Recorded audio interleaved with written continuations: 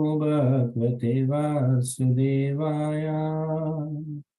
Om Namo Bhagavate Vasudevaya.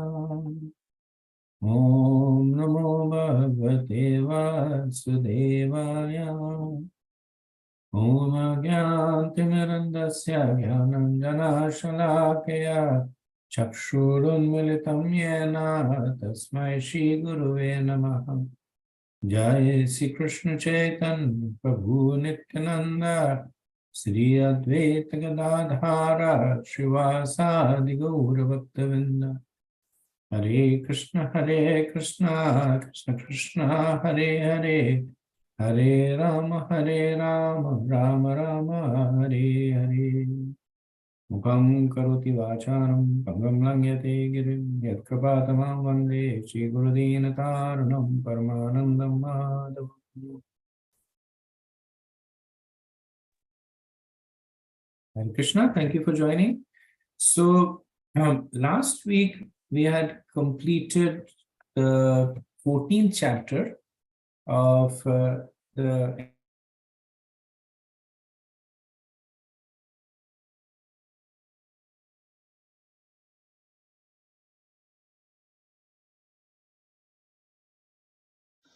Hare Krishna Prabhuji, your voice is not heard and you are actually... Oh, did we lose Prabhu? No, he's still there. But is...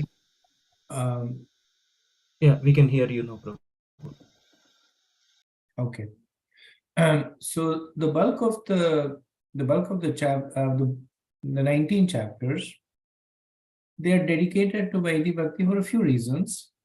One is because the audience are primarily sadhakas. And the second is that it is only at the stage of sadhana Vaidhi Bhakti where external rules and regulations are very important. As one progresses to the stage of Raganuga Bhakti, Bhava and Prema Bhakti, we see that the center of gravity moves from external to internal. Now, it doesn't mean that the external is negated or neglected, but the impetus is now the spontaneous love for Krishna. In the sadhak stage, the impetus is following the rules and regulations, following the orders of the spiritual master, complying with the scriptures. That's the impetus. Now, there is a desire to develop a relationship to Krishna, but it has not yet translated into spontaneous love for Krishna. Srila Prabhupada would give this analogy of marriage, or at least marriage, more traditional marriages, which were in India arranged marriages, that earlier on, both the husband and the wife,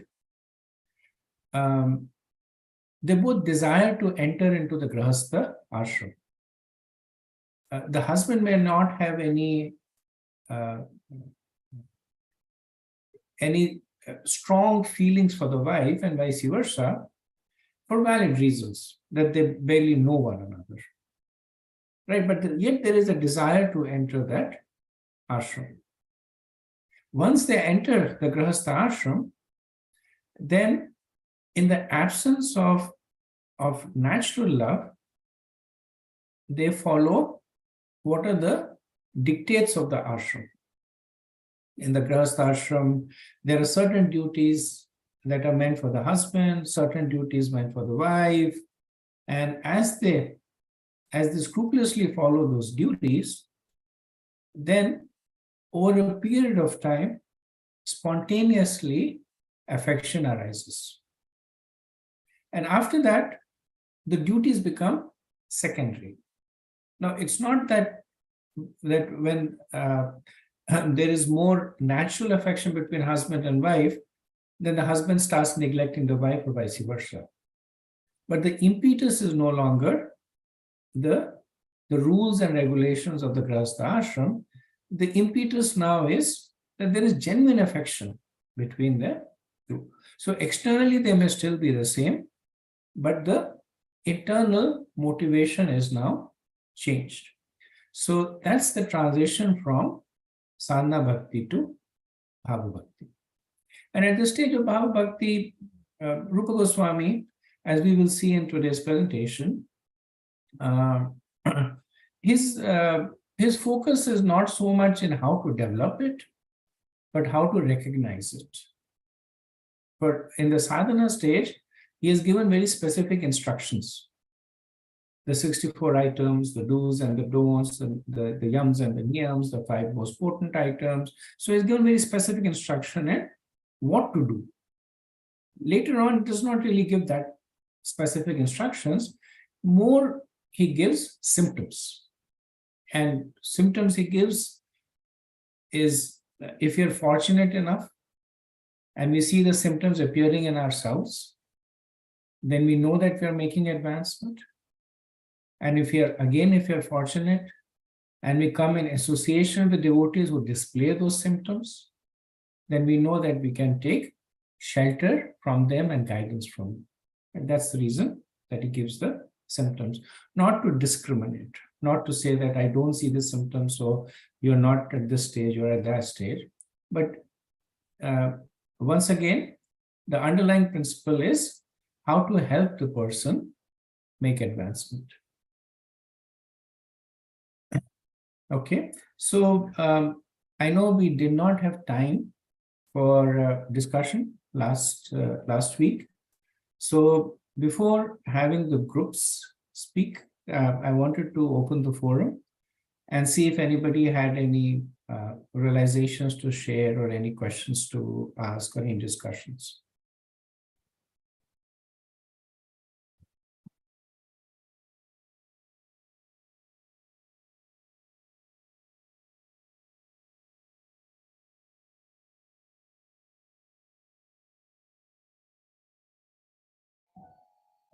Is it just me, Prabhuji? Your voice is not audible again.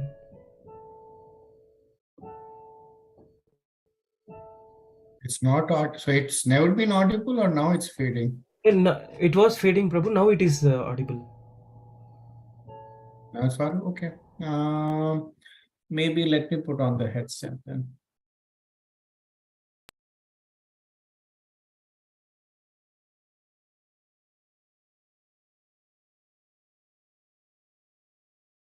Okay, I have the headset on. Is this better? The voice? Yes, Prabhu. Very clear. Okay. Okay. Thank you for pointing out, Prabhu.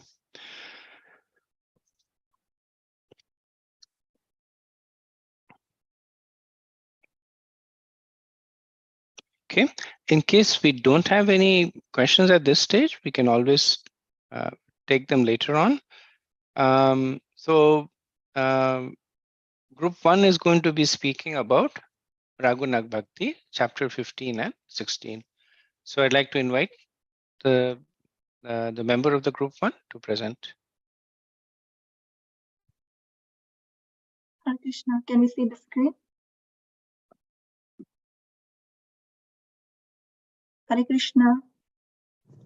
Yes, Mataji. Okay. Hare Krishna, I'm Chitra, representing Group 1. And our topic is Spontaneous Devotional Service, Chapter 15 from Nectar of Devotion.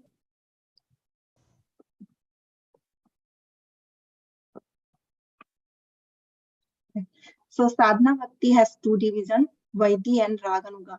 So from chapter 2 till chapter 14 of Nectar of Devotion describes about Vaidhi Sadhana Bhakti, and chapter 15 and 16 of Nectar of Devotion talks about Raganuga Bhakti, which we are going to discuss today. So here Srila Rupa Goswami starts the chapter with the definition of Raganuga Bhakti.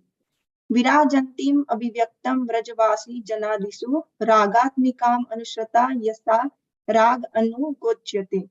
So the bhakti that found indistinctly in residents of Vraja is called Ragatmika Bhakti, and following their footsteps is called Raganuga Bhakti. So before we understand the Raganuga Bhakti, we have to understand what is Ragatmika Bhakti? So Raga means intense love and Atma means the essence of the sense. The very essence of the person is to intensively love or serve Krishna, such as eternal Vrajvasi. They do not have to learn anything about bhakti. They are already perfect and have spontaneous loving service attitude for Krishna. For example, Gopas playing with Krishna. So now Raganuga. What is Raganuga? Who is practicing to follow the Ragatmika? Anuga means that which follow. So those who follow the mood of Ragatmika is called Raganuga. Now, in previous slide, we understood that to define Raganuga Bhakti, first Ragatmika Bhakti is discussed. So that's why Srila Rupa Goswami immediately jumps to the definition of Ragatmika Bhakti.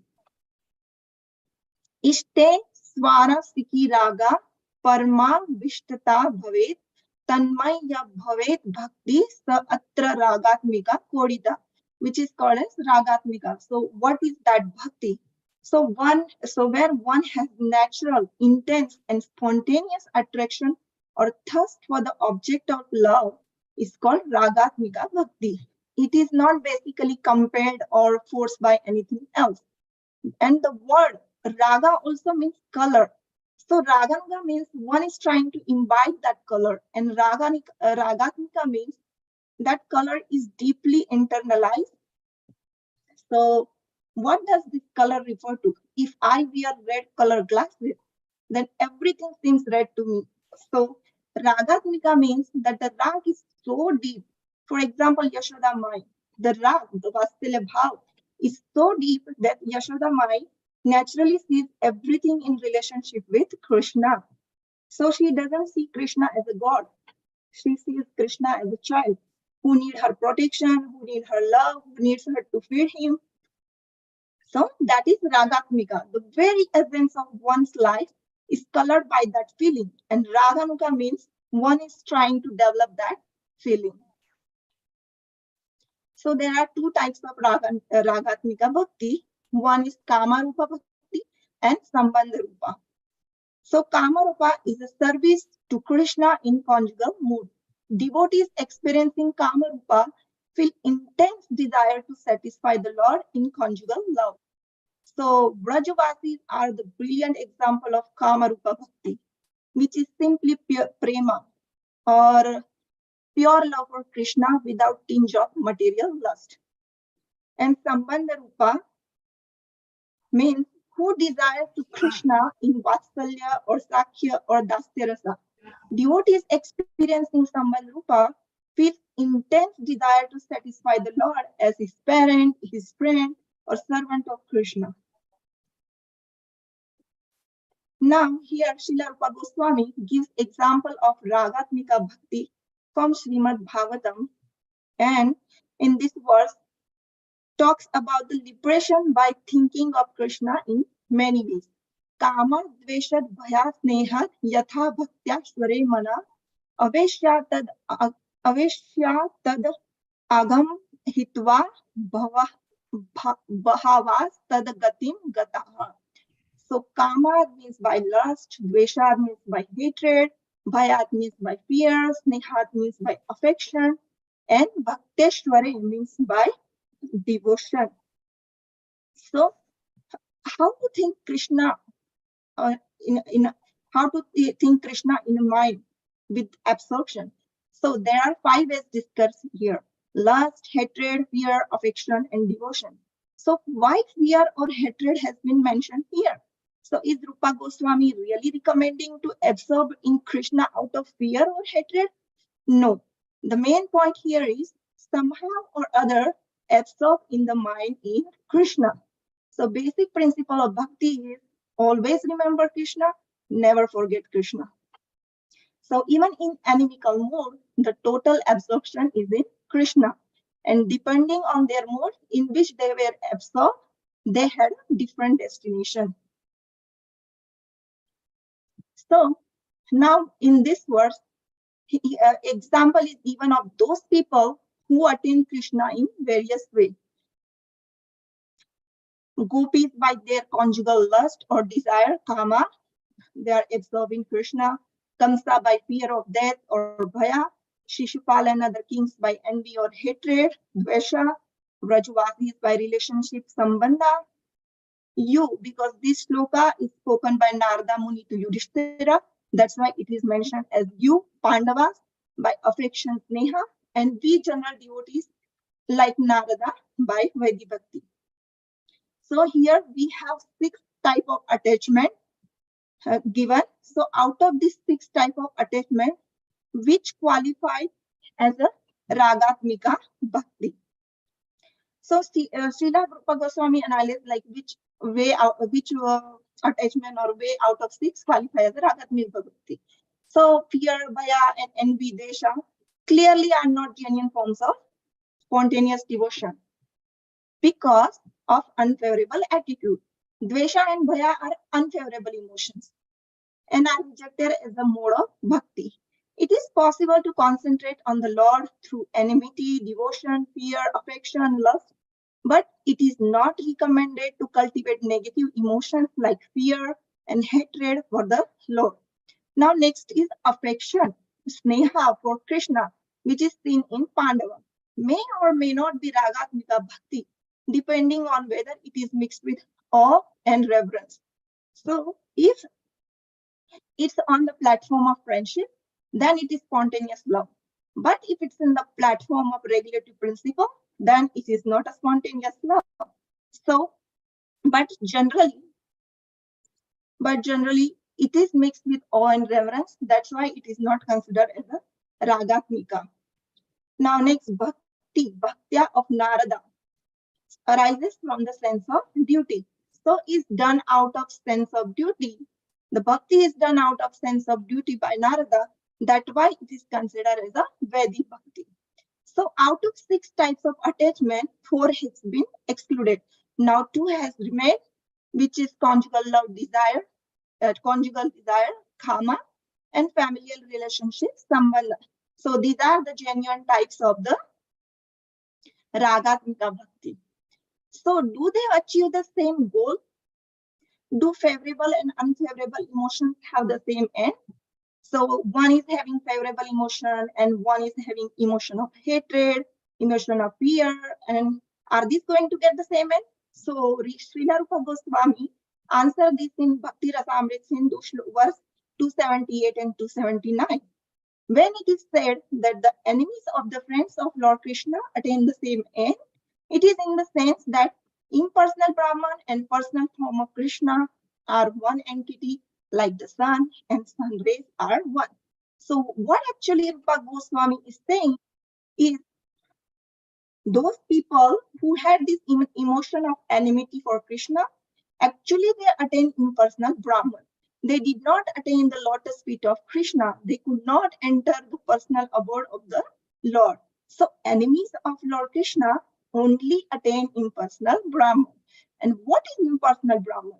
Impersonal Brahman is the bright effulgence that is coming out of the body of the Lord Brahma Jyoti. And those who develop spontaneous love for Krishna and worship him with intense absorption enter the spiritual planet and attain the nectar of his lotus feet.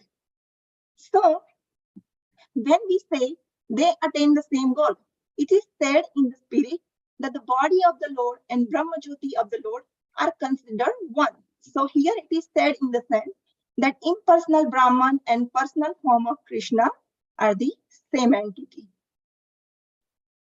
Now, mundane kama versus transcendental kama. So now someone might wonder that from the beginning of the presentation, I have mentioned several ways to attain Krishna, including fear, hatred, lust, and I have identified fear and hatred as a negative emotion. But lust is also a negative emotion. So why I haven't mentioned lust as a negative emotion?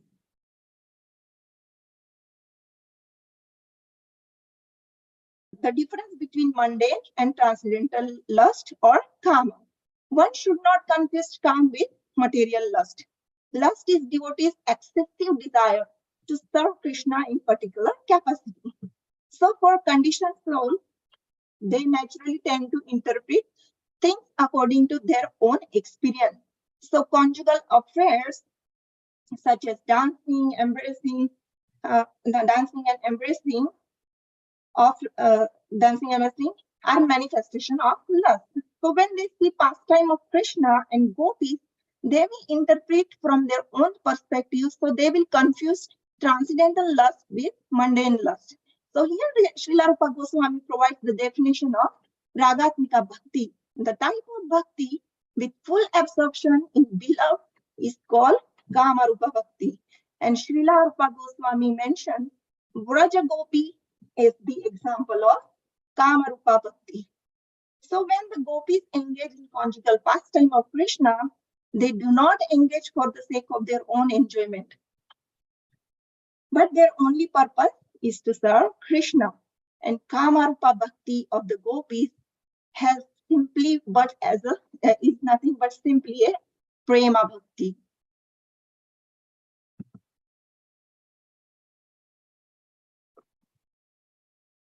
So evidence for the purity of spiritual lust. So here Srila Rupa Goswami gives the example of Uddhava. He was very exalted devotee of Krishna. When he observed the love of gopis, he accepted it as so much superior than his own bhakti that he actually prayed that may I only be creeper or dust in Vrindavan so that the feet of gopis may touch me. And then Srila Prabhupada gives second example of Chaitanya Mahaprabhu, the strict sannyasi, and his object of meditation was gopis. So if gopis were affected by mundane lust, desire, then why would somebody like Chaitanya Mahaprabhu, who is Krishna himself, would meditate on something which is mundane? So by the action of this great personality, we can understand the lust of gopis has the purity of complete spirituality. The chapter ends here. If anyone have discussion, needs any discussion or question, Hare Krishna. Hare Krishna Chitramataji, thank you very much. Excellent slide and nice detailed presentation. Appreciate your group's effort in it. Thank you. Thank you. Okay, so we'll now move on to the next group for the presentation. So this is group 2, and they'll be speaking on chapter 17, which is the first part of Bhava Bhakti. Hare Krishna Prabhu, chapter 16 is still remaining. Our group is presenting. Okay, Chaitanya Ras Prabhu. Hare Krishna, Prabhu. Go ahead, Prabhu. I can talk later. Yeah, Prabhu. Shall I just cut short the presentation in 5 minutes or so? Bhayahari, Prabhu. Yeah, I'm sorry, Prabhu. Say that again. No. I was asking if I should just give like a shortened version of chapter 16. We're running out of time, right?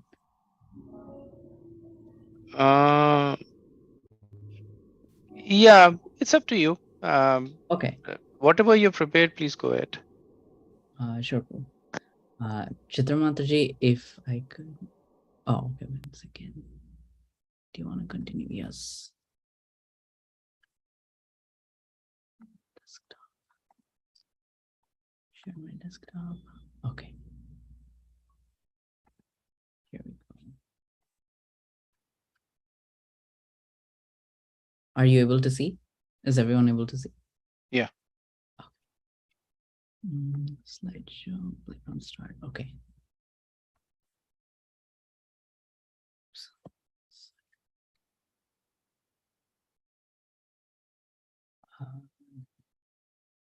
Let me move the screen.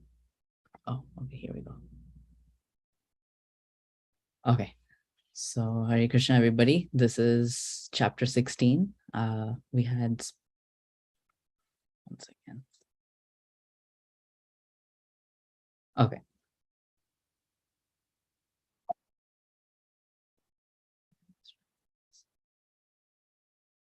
Okay, there we go. Here and play from beginning. Okay. Yes, so chapter 16 we had was spontaneous devotional service further described. Here's a quick breakdown of each of the subsections. So there were 4 subsections. One was talking about the relationship. One was talking about the eligibility for spontaneous devotional service. Then the third part of the chapter described conjugal love. And the fourth part of the chapter described parenthood or friendship. And in the first section, it gives a connection to chapter 15. And Srila Prabhupada here provides a glimpse of spontaneous devotional service, giving the example of Mother Yashoda and Nanda Maharaj. And he also gives an example of the Vrishnis. And he talks about how following the regulative principle sincerely eventually takes us from a position of following from a sense of duty to more of love, similar to Prabhu, how you were describing earlier in the arranged marriage example. So it's a gradual elevation to the process of spontaneous love. Then section 2 was talking about eligibility for spontaneous devotional service. Here also, Srila Prabhupada and Rupa Goswami emphasize on the Raganuga path, and the Raganuga path was basically taking inspiration and becoming attached to eternal devotees of the Lord by following their example. And it basically entails us, it encourages one to develop the ambition to become like a particular devotee of the Lord or to follow in their footsteps. And the prerequisite for this is sadhana bhakti, just practicing our, being steady in our devotional practices, and the stage of anartha nivritti. And Prabhupada defines the stage of anartha nivritti as mitigating material contamination through spiritual practice and through following the instructions of the spiritual master. And eventually spontaneous attraction to loving principles of the Lord's pure devotees leave one without any traces of mundane contamination in one's character. And here we also learn that another criteria for getting to the stage of spontaneous devotional service is to always aspire to live in the holy dham.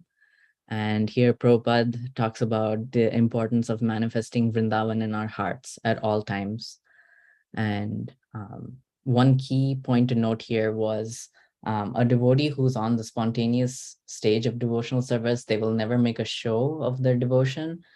Even after reaching their elevated stage, like if we were to perceive them, we'll still see, oh, okay, they're chanting, they're just being like regular devotees. And the neophyte stage, like as long as I guess what I'm trying to say is, as long as they're in this material body, you'll still perceive them as just being like a regular devotee, but actually they're in a much higher spiritual platform. And here also Srila Rupa Goswami and Srila Prabhupada warn us about the Siddha Pranali and the Prakrita Sahajiyas. They are a group of individuals. They were more prominent during the time of Bhaktivinoda Thakur and Bhaktisiddhanta Saraswati Thakur.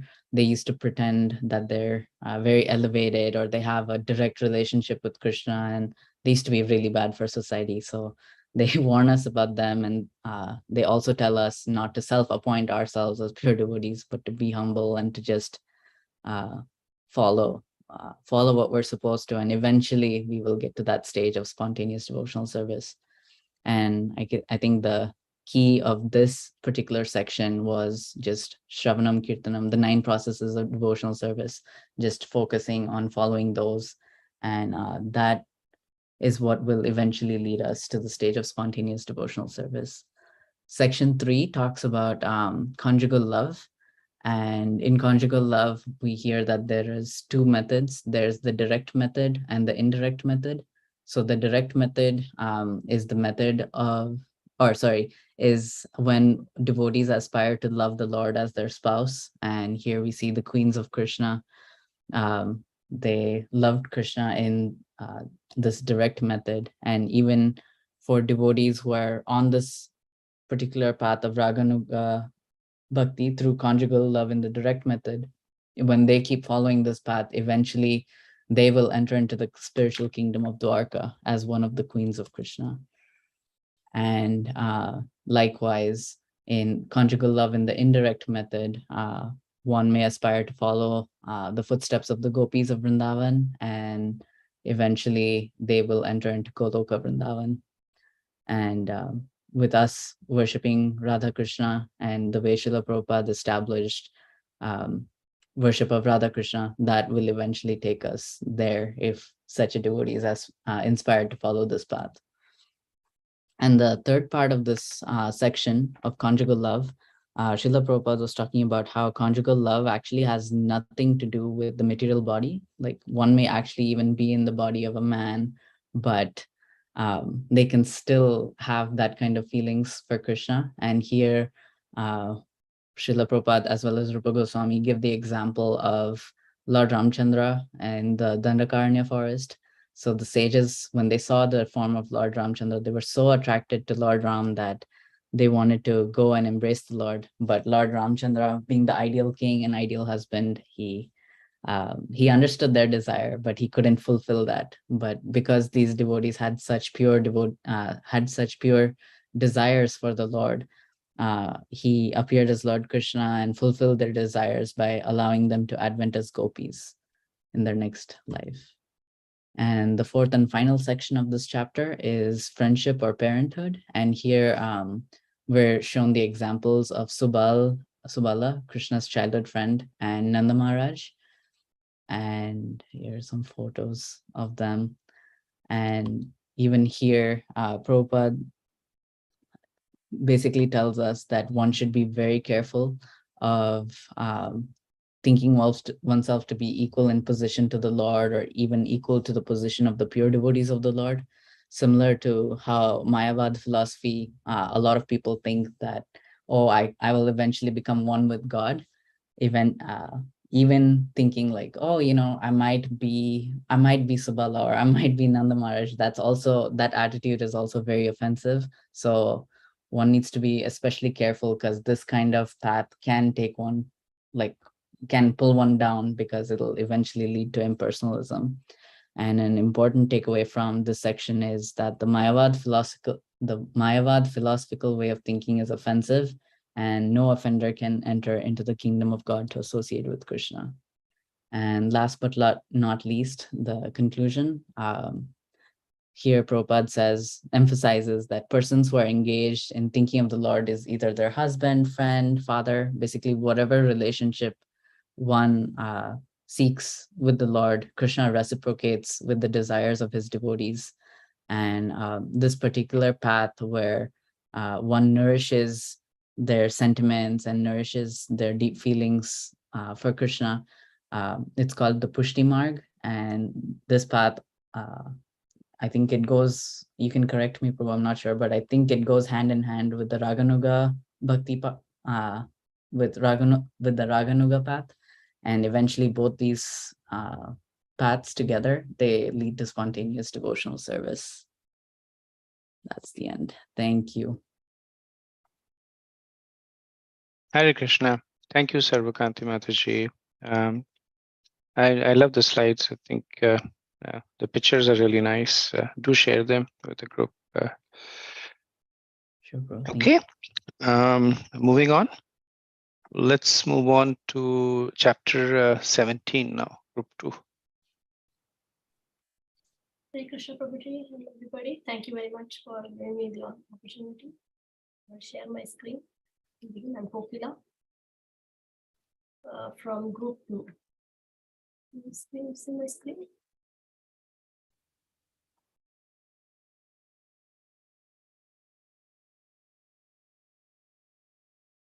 Yeah, I can see the screen now. Right, before I begin, I seek all your blessings, and please forgive me for any mistakes or offenses that I make during my presentation. All right. So we have gone through previous Chitra Mataji, and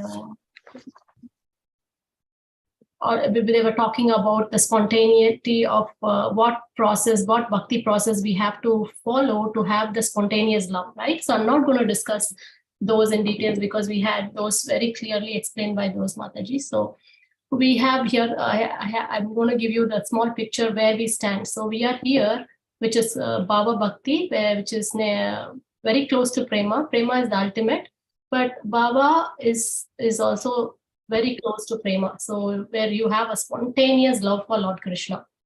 So what is Bhava Bhakti? Bhava Bhakti, by executing the regulative principles or regulative devotional service, one naturally gets elevated to a transcendental stage and beyond the modes of material nature. What does that mean? It means that you are in the Shuddha Shattva, where you have pure goodness, pure knowledge, and pure happiness. So it is a combination of Krishna's Samvik Shakti and Ladini Shakti, where you have the pure knowledge, which you get the knowledge because you are at that stage. You get the pure knowledge, you know Krishna in full as a person, and you understand him, and you have a relationship with him, and you have a spontaneous love where you want to do service to him continuously, non-stop. So at this point, what happens to the devotee is his heart is softened, very soft, like he's full of compassion, full of love, full of pure love. And he is illuminated like sun. So because he's purified, because he's following the process, and he's at this stage where he's completely purified, and he starts to diffuse ecstatic love because he's at the stage where spontaneously he's having the ecstatic love for Krishna, and it's externally also exhibited, internally also exhibited. So the devotee becomes more eager to serve the Lord all the time. There is no time consciousness. He's completely absorbed, 100% completely absorbed, and in a stage of pure ecstasy. So at this stage, the devotee is also called Uttama Adhikari. So where is perfect devotion. Such devotee has no agitation to material affection, and he is only interested in serving Radha and Krishna. So one of the greatest example that we all love and we all hear every day and we follow, we can take Srila Prabhupada, who he exhibited perfect devotion. Like he had to, if you see his path where he was trying to do service, he had obstacles everywhere.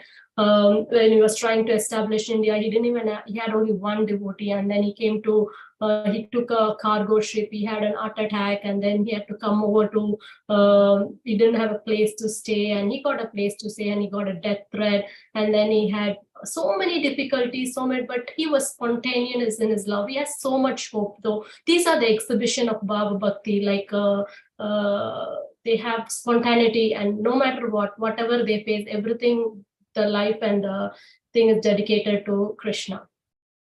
So moving on to the next slide, I would say here in this chapter, they don't talk about the process, how you get to spontaneity, but they say the symptoms, like Prabhuji already said in the starting of the meeting. So by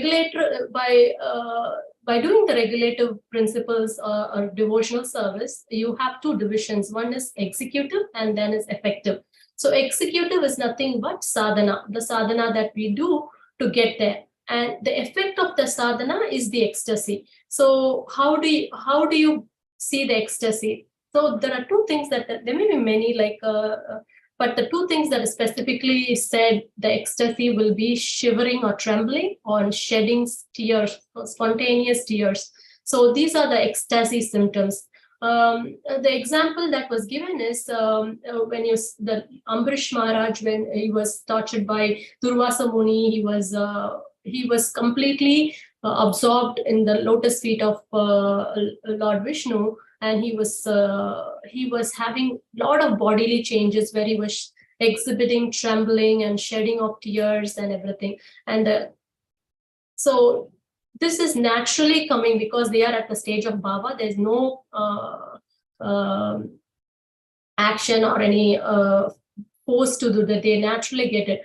And then when this ecstasy, this is the external symptoms, and the internal symptoms is when that ecstasy is staying within the heart and the mind, it's going to be, they are very satisfied, happy, and they will be completely in samadhi, and it will be prolonging. The internal state of that state will be prolonged, and they'll be completely in samadhi.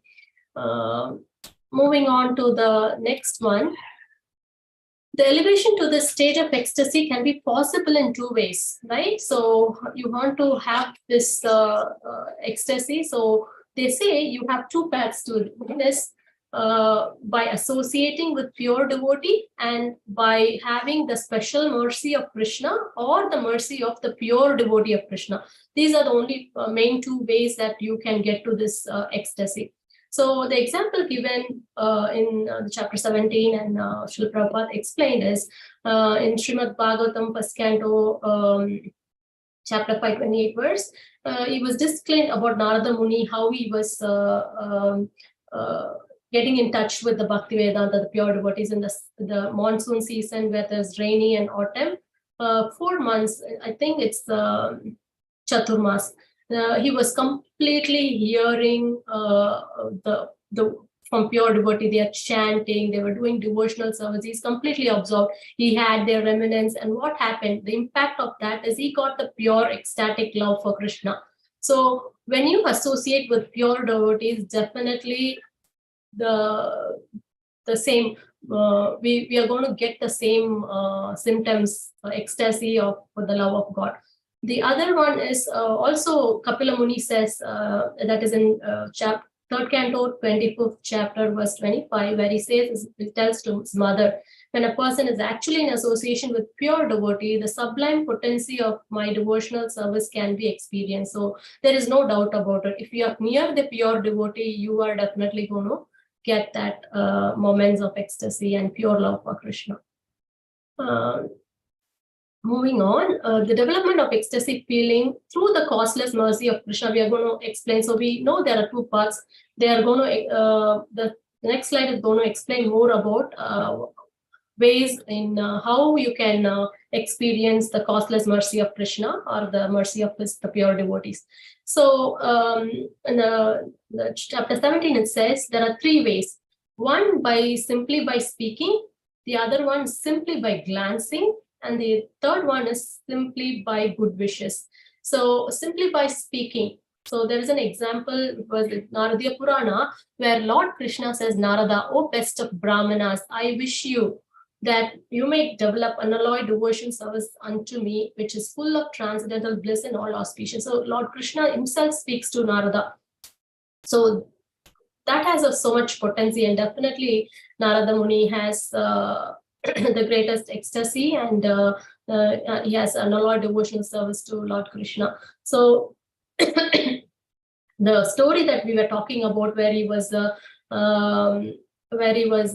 the ashram, had an association with the pure devotee. At that time, he got the ecstatic love for Krishna, and also he got a vision of the Lord, the vision of the Lord, and he wants to have that vision again and again and again. So he only got one time, and then he completely he didn't get it. He was trying very hard, and he was craving, aspiring, dedicated in seeing that again. But then he got a voice. So Lord spoke to him saying that in this lifetime you will not see me again, but please follow your devotional service dedicatedly, sincerely, with the devotion. Then you will, at the end of the life, you will attain me. So the words of the Lord has an impact, and at the end of the life, he definitely reached Krishna, and he was able to go, has empowered. He's so empowered that he can go anywhere, and wherever he goes, he can give bhakti. Simply, and the next point is simply by glancing. Simply by glancing is in Skanda Purana, it's stated the ecstatic love towards Krishna is developed by glancing. When the inhabitants of Jangala province saw the personality of Godhead, they were completely stricken with feelings, and they could not withdraw their glance from him. They had ecstatic feeling. So with the glance, and also one of the lecturers I was reading, it's her name was Chandrakanti. Chandrakanti was just seeing the deity of the Lord. She went into ecstasy, and she was dancing throughout the night, full ecstasy, and she, without knowing the time, completely in ecstasy. So the glance of the Lord also has that impact. And the last one, but not the least, which is the simply by good wishes. So that there are three examples where they've explained how simply by wish, the pure wish of Krishna, the pure devotee, can elevate you to the ecstasy. So one example is Shukadev Goswami, where Narada Muni says, Vyasadev, that your son is the greatest devotee, the personality of Godhead, because he has done so many lifetimes of devotional service. So even he doesn't have to follow any regulative principles or anything. He will become a pure devotee of God. And he was also inside the mother's womb for 16 years. He doesn't want to come out. And everybody was saying, like, he was feared of material contamination, so he was staying in his mother's womb for 16 years. And the Lord has to say that, no, you can come out and you can do perfect devotional service. And that's when he was ready.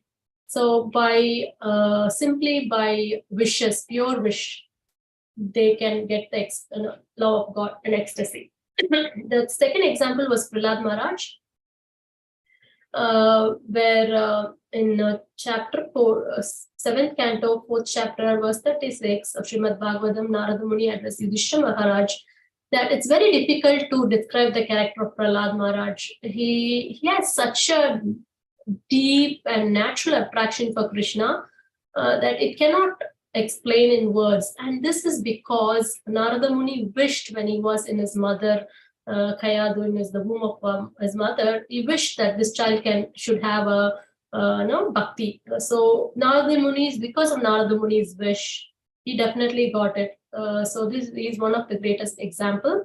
And also the next one is Mrigari, where in Skanda Purana, where it states, where Parvada Muni tells Narada, mighty Narada, all of the saintly persons, you are so great and glorious that simply by your good wishes, a low-born hunter also has become a great devotee of Lord Krishna. So just by the good wish of Narada Muni, he was half killing the animals. The animals were all suffering.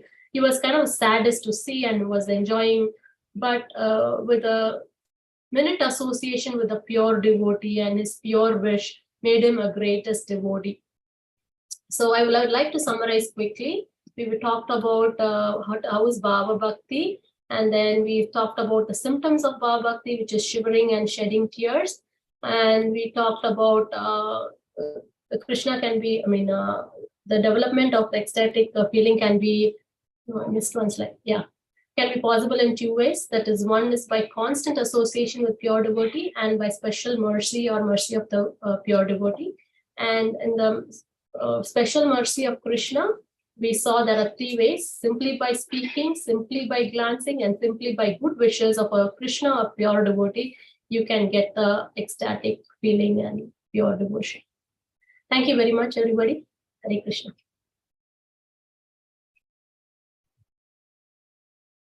Hare Krishna, Kokila Mataji. Thank you very much for your excellent presentation and systematically guiding us through it. You cut it down into nice, chewable segments. That was very easy to follow and grasp what you were saying. Thank you. So we are done with the presentations. We have about 10 minutes left. And essentially, these are your 10 minutes. If you have any discussions, we can do it. Any questions? Our next week, we also will have, I'm expecting the two presentations to be done in around half an hour. And then we have remaining half an hour again for discussion and any questions about everything that we have covered so far. Okay, good. Chaitanya Ras Prabhu. Hare Krishna Prabhuji. My question was from a standpoint of, we have 5 primary rasas. So in this 5 primary rasas, it's just my thinking. Can we say that the first 4 belong to Bhava Bhakti versus Prema Bhakti is the conjugal rasa? Can we segregate like that, or is that a right understanding? Or I do not believe so, Prabhu. I'm trying to think of the reference.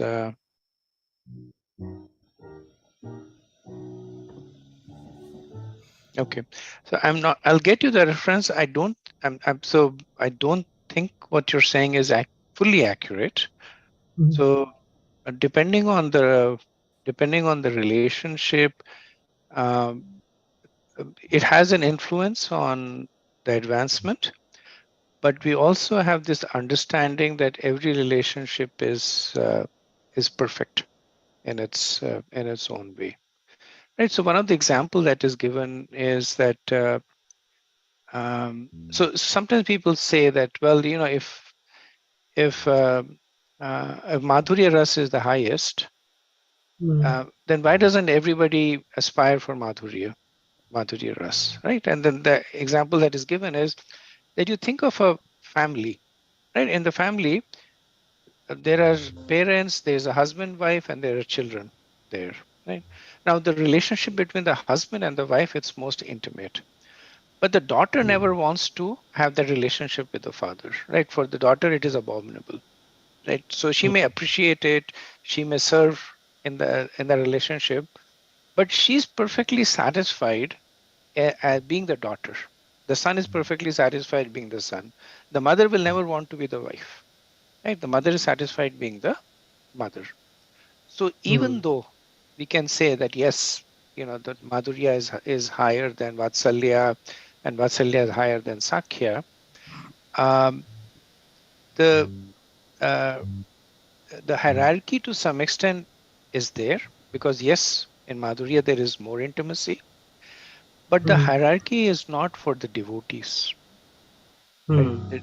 The devotees are perfect in their own relationship, right? Which is why I'm inclined to say that it's not that under one rasa there is only bhav and other there is prem, but I also want to acknowledge that yes, in in especially in Shantaras, right? It's difficult to have feelings of ecstasy there. So there is some there is some influence, but I'm going to try and find a reference for you before I can answer it.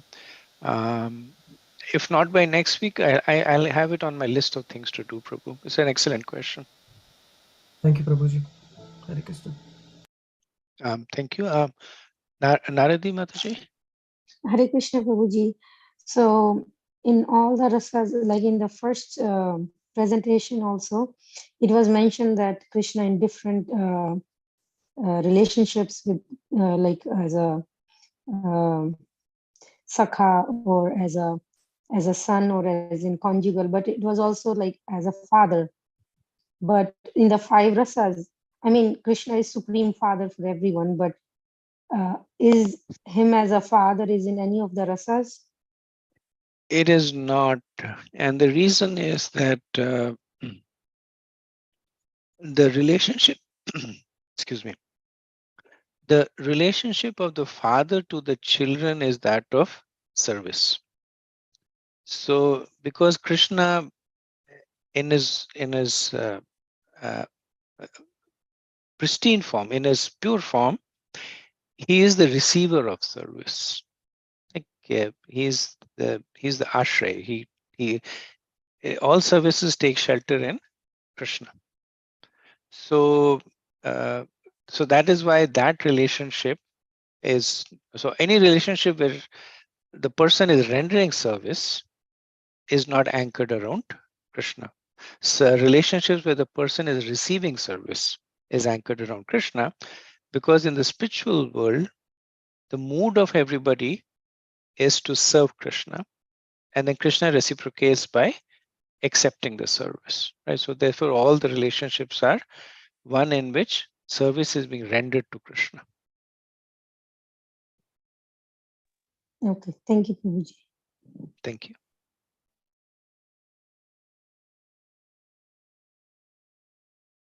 Bhakti Vinod Prabhu.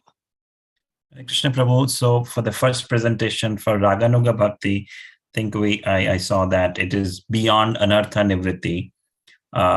So is it any particular stage? Like, is it nishtha? Is it the other stages of asakti or ruchi, or is it it could be any of these stages, because then comes bhava and prema. So it could be any of these stages. Any of the three, yes, yes. So if you look at what Raghunag Bhakti essentially is, that the person does not have spontaneous love, but aspires to develop spontaneous love by following in the footsteps of one who has spontaneous love. Right? So Raganuga is following the Ragatmikas. So their mood at the time there is that I don't have it, but this personality has it. So I will follow in their footsteps. That following in the footsteps is subject to rules and regulations. Right? So that's why it is still in the stage of regulated bhakti. It definitely comes after Anartha Nivritti, and then it appears and blossoms and grows in the Nishtha Ruchi Ashakti stages. Okay. Thank you, Prabhu. Okay, thank you.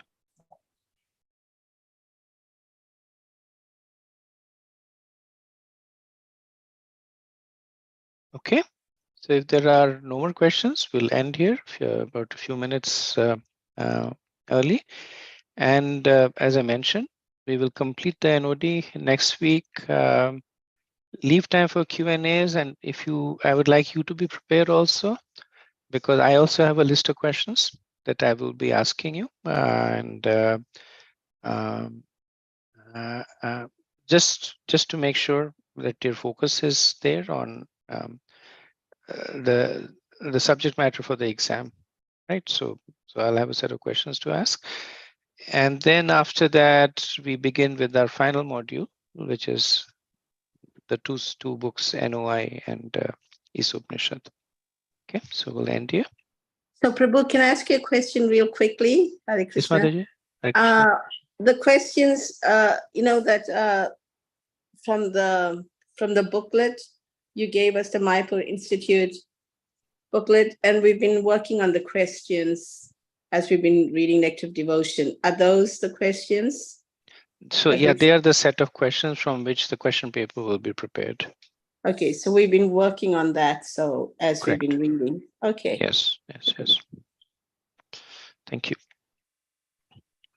Vanchakalpatarubhyascha kripa sindhubhya cha patitanam pavanebhyo vaishnavebhyo namo namah. Anant Kuti Vaishnavinda ki jai. Srila Prabhupada